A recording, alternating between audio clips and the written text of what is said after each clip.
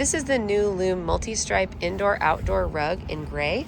And as you can see by the grass here, we have this in an outdoor application. It's on a concrete patio, and it has really made the space look beautiful. It really defines the space outdoors.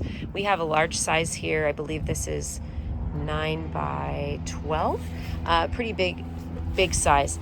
This is really versatile rug because you can use it both indoors and outdoors. Has a very durable fabric that holds up really nicely. I also like that it has a little bit of that kind of heathered color to this gray. Think like sweatshirt gray color. That's kind of what this is.